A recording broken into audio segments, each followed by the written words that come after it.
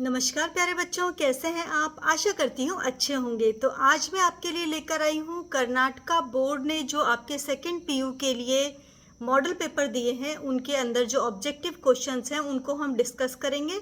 ये 3 model paper हैं जिनके जो छोटे वाले क्वेश्चंस हैं वो आपके साथ में डिस्कस करने वाली हूँ। शुरू करने से पहले आपसे गुजारिश है कि ये अध्यापक को प्लीज़ सब्सक्राइब करें, अपने दोस्तों के साथ शेयर करें और लास्ट में मेरे लिए कमेंट ज़रूर लिखें। तो चलिए शुरू करते हैं। इसमें पहला जो मॉडल पेपर है उसका पहला क्वेश्चन है ऑब्जेक्टिव। सुजान की गोद में सिर रखे किसे अकथनीय सुख मिल रहा था। उत्तर है बैलों को।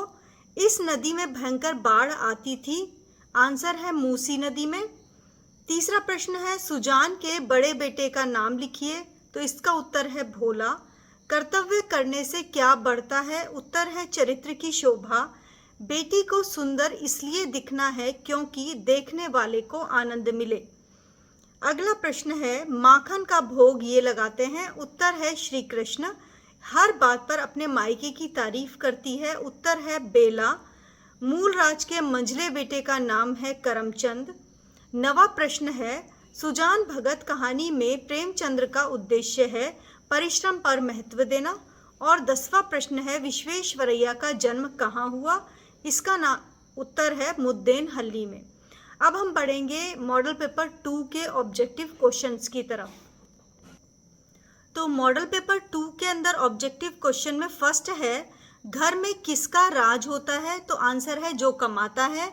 विश्वेश्वरैया का जन्म किस दिन के रूप में मनाया जाता है। आंसर है इंजीनियर्स डे।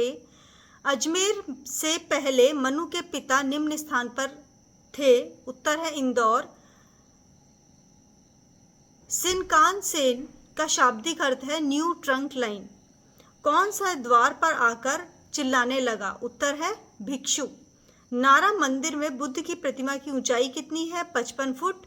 राणा की हुंकार कहाँ से सुनी जा सकती है। राजस्थान में। गहने कविता में सोने के गहने तकलीफ देते हैं बेटी को।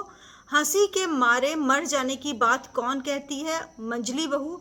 और 10वां प्रश्न है दादाजी के अनुसार व्यक्ति किन गुणों से बड़ा होता है। बुद्धि और योग्यता से।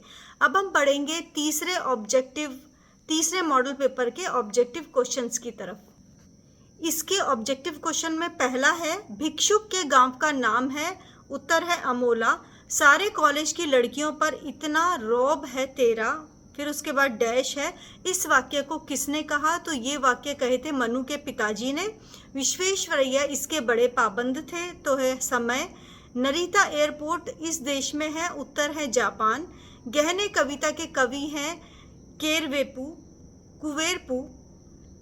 छठा क्वेश्चन है गौतम बुद्ध की कांस्य प्रतिमा का वजन है 500 टन। 7वां प्रश्न भारत की धरती कविता के आधार पर कर्नाटक के इस महाकवि के दर्शन कर सकते हैं पंप के।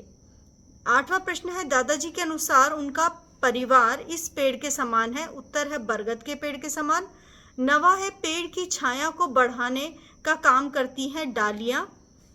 10वां प्रश्न है नहीं मैं ऐसे बेटे से बाज आया किसी और के बेटे होंगे। इस वाक्य को किसने कहा। तो उत्तर है इसका भोला।